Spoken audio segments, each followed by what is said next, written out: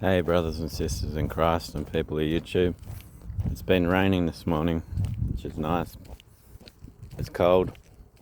Well, not really cold, but it's heaps cooler than it's been.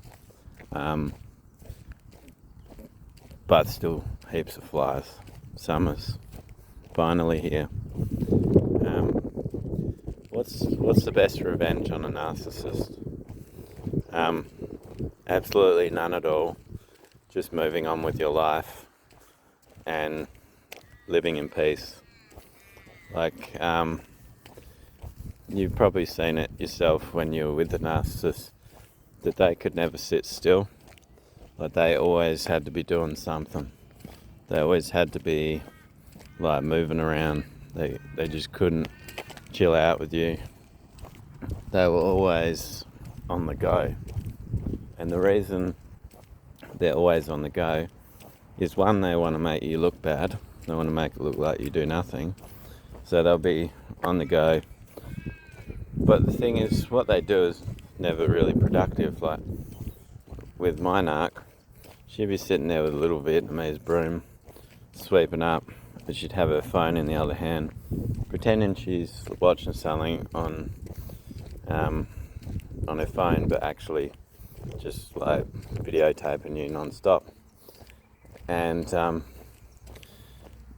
it's like it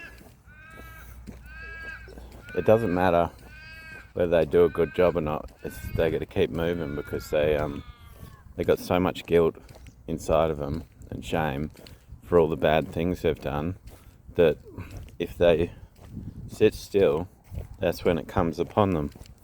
So they're like forever in this state of chaos where they can't relax. And when they leave you, is the best thing in the world, because you never have to put up with that toxic parasite again. And this person was never there with you anyway. They were never into you. They were just using you. And you won't notice a difference in the bedroom. Like, they still won't be in the bed with you. Like, that's the thing, when you're together, you almost have to schedule them in to go to sleep with you, because they've always got other supplies they're checking on.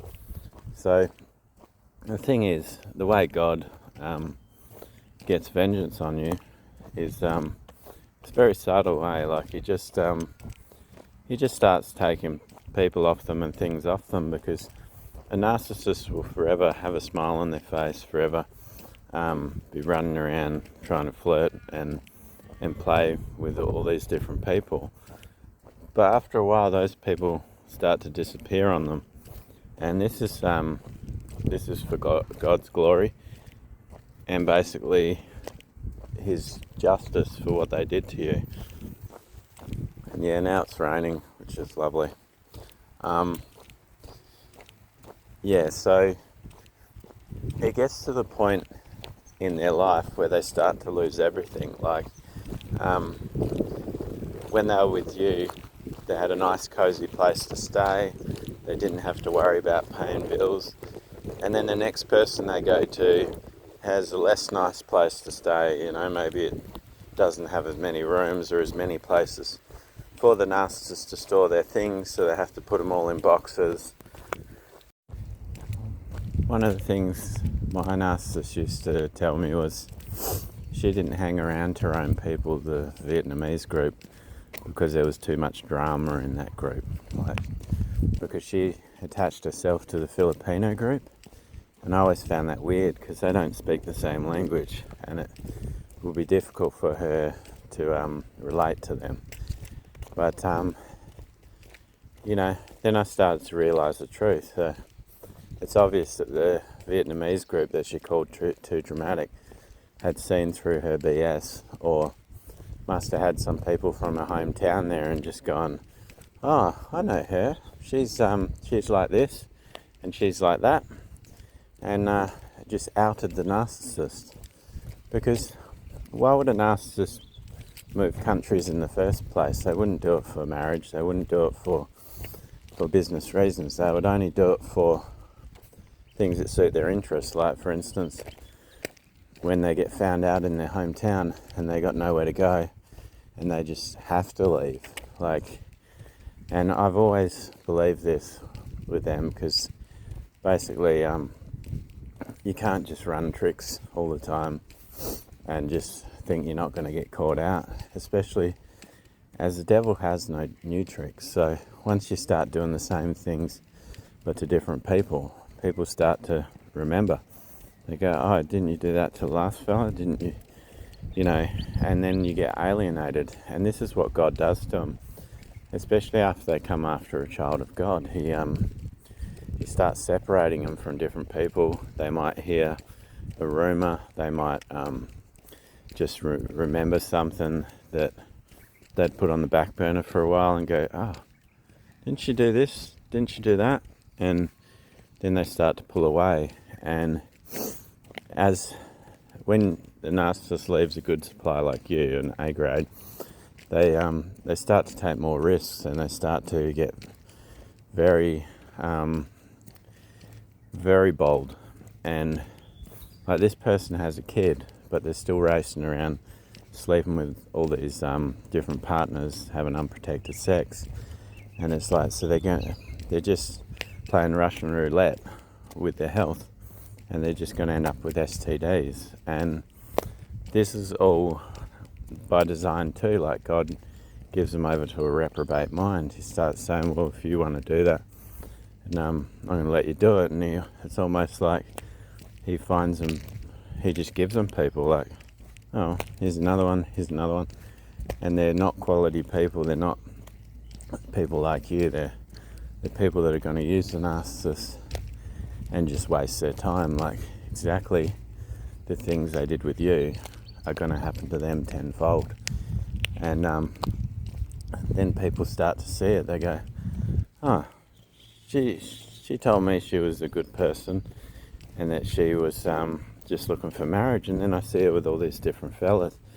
You know, like, all the friends start to lose respect for them, except for the other narcissists. But even they have their limits. Like, once they start seeing, oh, this person's put a bit of weight on, oh, she's starting to look really, really old now, eh?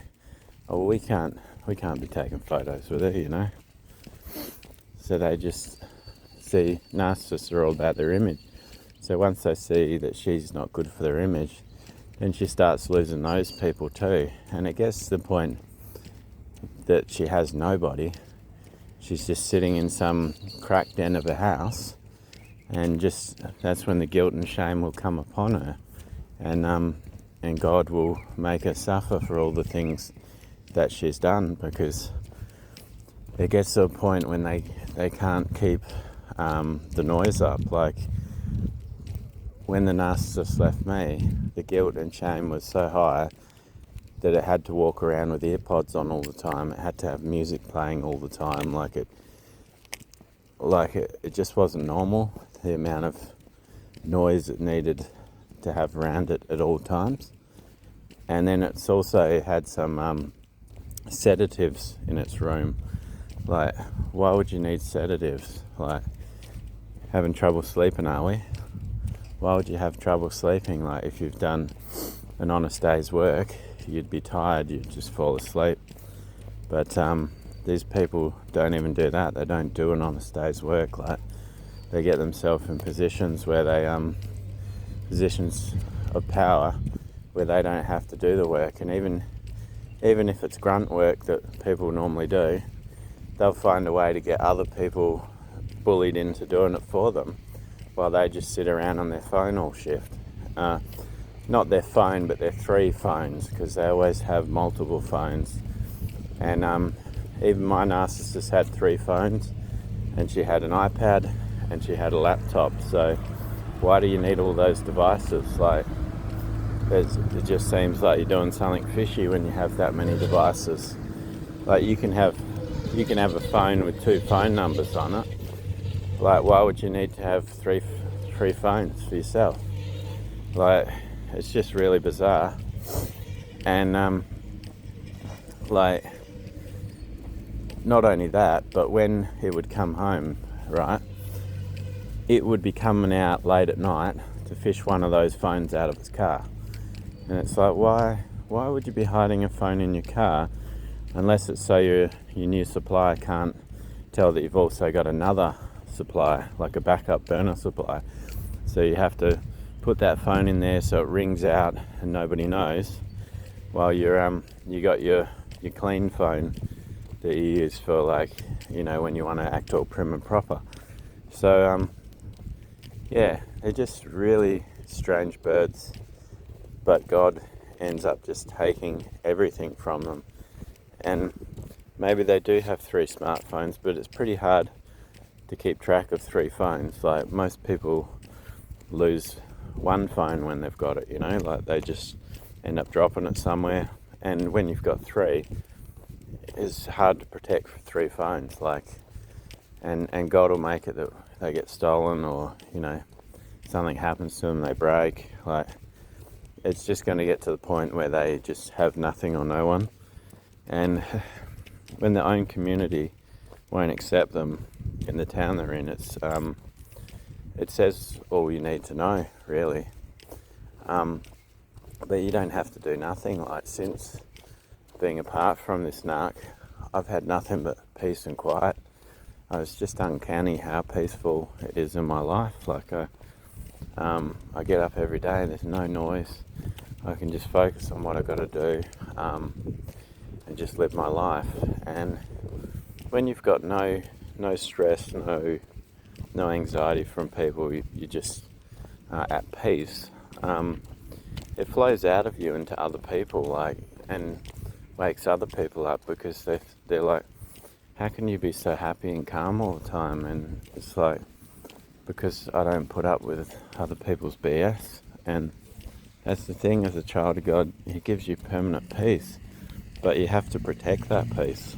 When you're always on the go for years and years, like, you never can have any rest, you just end up aging prematurely as well. Like, when the narcissist was with me, one of the biggest draw cards for them was they could just sleep through anything when they were with me. I didn't have to be physically with them, just knowing that they had someone taking care of their needs, they could sleep soundly. And they could start a fight with you, not resolve it, and go straight to bed. And that's how you knew you was someone that was an evil person, because I could never be in a fight with a partner and not resolve it before going to bed. I just wouldn't be able to sleep. But they definitely can. But the thing is, that's the only time they ever got any rest.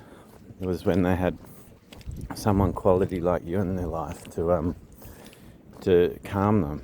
But like, they were covered under God's grace. That's why they could sleep so soundly with me. But as soon as you don't take them back, they start unraveling. They can't sleep.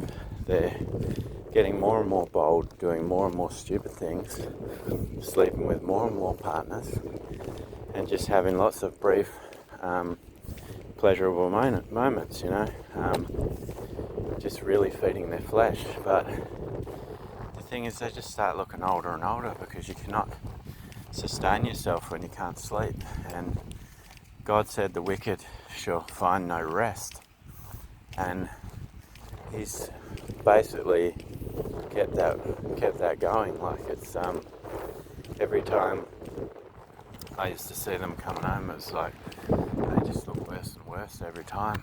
And when a narcissist doesn't have people to perform for, they actually their mask drops, and you just see the miserable look on their face, that's their true face, where they're just miserable all the time.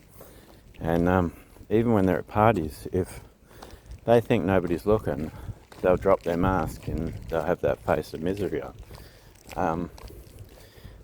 Or they'll have an evil smirk because they're targeting someone, and they're thinking what they're going to do to them, and because no one's watching, they feel like they can get away with it. And but so that's the beauty of God, though. He doesn't even have to come at them loudly. He doesn't have to slap them round. He doesn't have to shoot lightning bolts at them. He just comes in calmly and just starts stripping things off them. People, material possessions, new bills start coming in that the narcissist wasn't prepared for. Sudden departures from their life.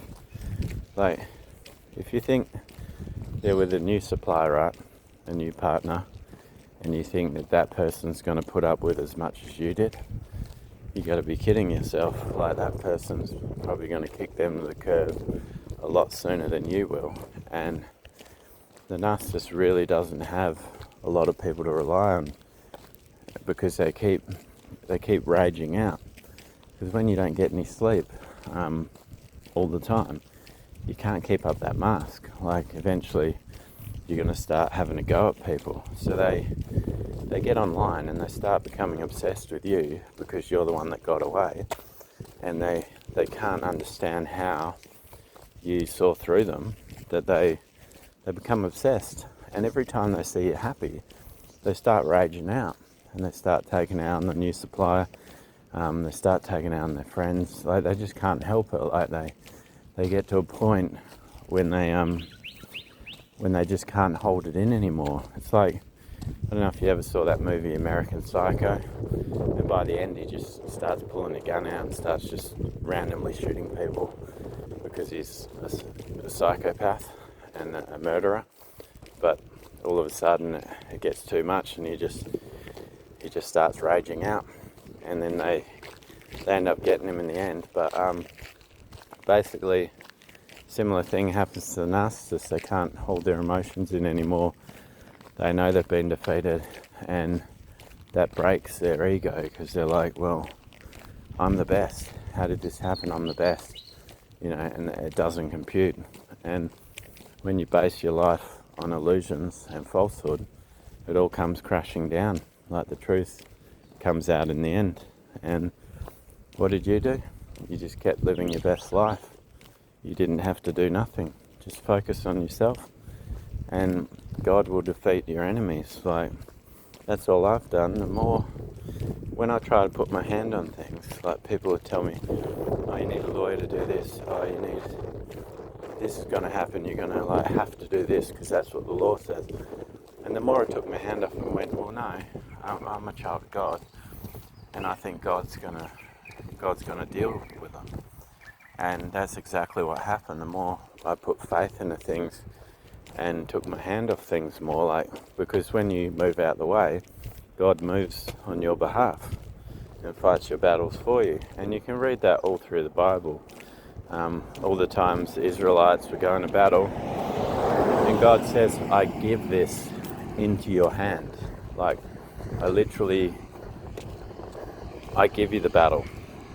I'm going to let you win this. And so before they even go into it, they know they've got the win. And that's basically what he does with a narcissist. It's like, just chill, son. You've had enough abuse, and you've had enough stress in your life. Just chill. I've got this. And he does. He really takes care of things. And it just, the more and more the time goes on, the more the narcissist starts to unravel, and the more they're on the go. Like, they just can't sit still. They just can't sit in it. They can't sit in their guilt and shame. They can't live with themselves in the end, because they know what they did. And, most of them aren't proper psychopaths or sociopaths. They still have feelings. They've just repressed them and try to switch them off. So they keep coming back every time they sit still. And so the more time you spend away from them, the more obsessed they become with your channels, your social media, spying on you through friends. Sometimes you get random calls from their friends, or heaps of texts to your social media. And even though it's from their friend's phone, it's probably not their friends. It's like they've just borrowed their phone and said, oh, I'm just going to take a photo here. And while they're pretending to take photos, they're trying to send you a message like, this is the covert narcissist especially just loves doing wicked things in front of people's faces and running games. So, sending secret messages from their friends' phones. They love doing that shit. And the thing is, what they'll do is they'll send a whole bunch of messages from their friend's phone, and then there's an option like in Facebook where it's like delete for everybody or delete on my end, and they'll just click on that delete on my end. So when their friend looks at their phone, they're none the wiser. They don't know that they've even sent a message to you. And this is just how they behave. Because once you've blocked them on everything, they don't respect your boundaries. They don't go, well, okay, so he's playing hard to get. Well, I'm still going to attack him from this end. But the funny thing is, when they get obsessed with you, it's like a role reversal. Because they used to want you to chase them, and they'd expect you to chase them. And, they just were so confident, like, oh, I'm the best he's ever had. Of course he's going to come after me. All men love me and all this stuff. Men don't love the narcissist, but a lot of men love an easy lay. Like, if you're going to open your legs for them, of course they're going to love you for 5 or 10 minutes, and then they're going to go home and watch football. The narcissist sees that as worship, but the thing is, what did they do for that? They had to disgrace themselves for that. And this is their life, unfortunately. And once you come to terms with the fact that you were with a really evil, dirty person, you can't even look at them in the same way. You just look at them like an animal. Like, this is not a person. Like, this is what I'd imagine a cave woman to be like, where they just kill things to eat, and then they jump on whatever they want to jump on. Man, woman, animal. And this is how they behave too. Like, the narcissist had some really, really dirty porn addictions, and I was just like, when I found out it was them, like, because they'd originally tried to make out like it was their kid, I'm like, once I realised it was them, it was just disgusting. It's like, you still behave like this at your age, and they just, the more perverse something is, the more they enjoy it and want to do it. See, there's a lot of men that watch porn, some women too, I'm sure, and it's like, when you got a fantasy, it's very different from reality. Like, for example, if you've got a woman that just is an easy lay, that's a good fantasy. But when it comes to reality, and you want to have a wife, someone to support you in life, you don't want them to be an easy lay. You don't want them to be going after every man. Like, it's completely different from the fantasy. But the thing is, the narcissist lives in a fantasy world, so they they project that fantasy, and this is why they're so messed up. But God bless all of you. Remember, Jesus loves you. I love you, and have a blessed day in Jesus' name.